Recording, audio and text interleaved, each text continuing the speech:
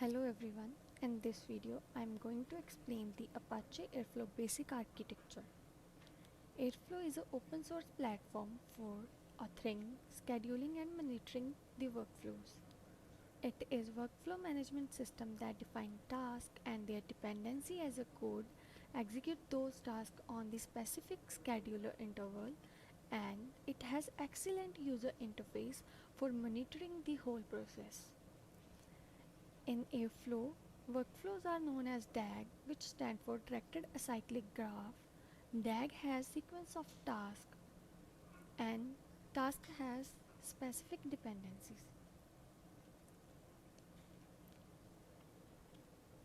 When tasks are executed, it has different stages and according to that stages, it has different states.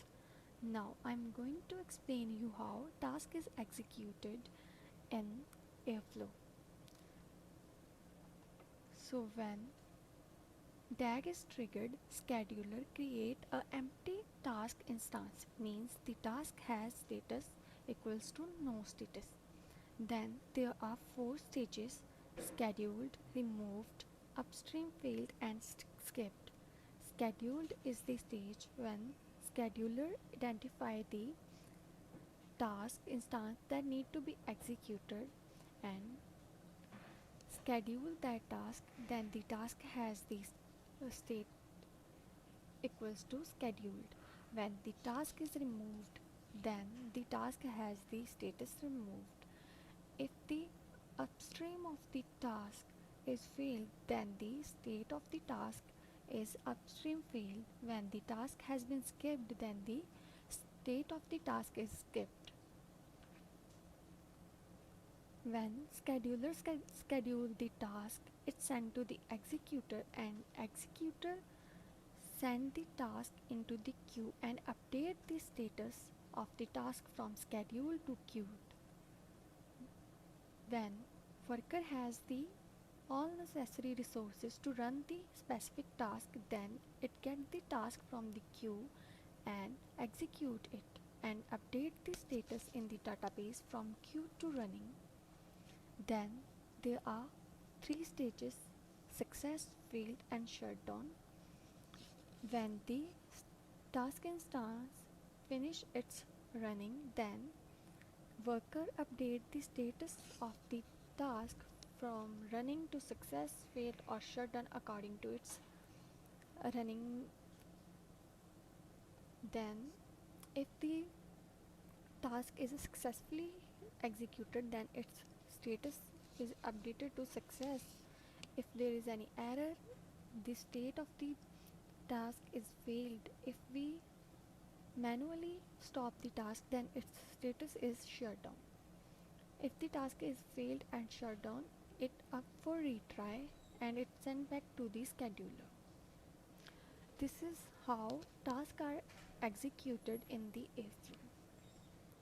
This is the basic task lifecycle. A happy workflow execution process is when tasks are scheduled and sent to the executor. Executor send the task in the queue and from queue worker execute the task and update the state from queue to running, and when task complete its execution successfully and has the state success. Now I'm going to explain the basic architecture of Airflow. So Airflow has 5 essential components in architecture. First is web server, scheduler, executor, worker and metadata database. Web server is a user interface which is used to monitor the task DAGs, to visualize whole the process and to do some configurations. So this is the user interface of the Airflow. In this we can visualize the DAGs, monitor the execution of the DAG and task. We have tree view, graph view, we can see the code, we can see the task duration and details related to specific DAG. We have security services, we have configuration, connection, plugin, tools and variables under the admin, and we have links to documentation, official website, GitHub repository and link to REST APIs. So this is the user interface or a web server of Airflow. Then we have scheduler. Scheduler uses the DAG definition to identify and initialize the any DAG run. It checks tasks related to active DAG and identify the task instance that need to be executed.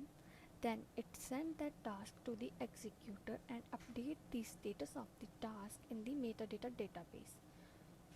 Then executor get the task and send to the queue and update the status of the task from scheduled to queued in the metadata database.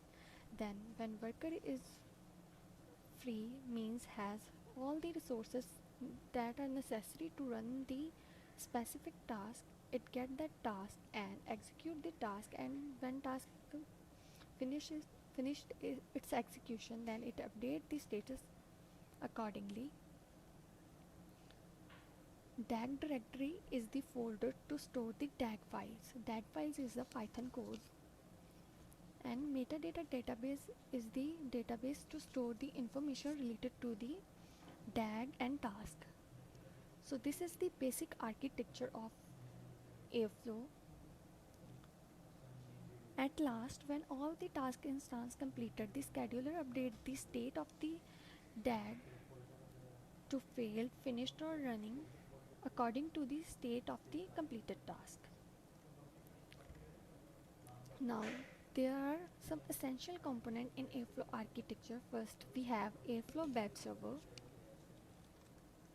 Airflow Web Server is a built-in user interface that provides control over each pipeline. It has many capabilities like monitoring DAG, visualizing DAG, API endpoint. It has configuration management and user management services.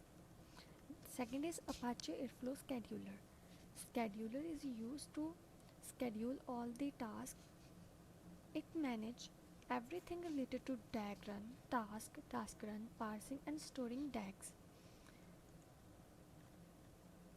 Then we have Apache Airflow Executor. In Airflow, we have number of executors that execute the task. We have sequential executor, local executor, salary executor and Kubernetes executor.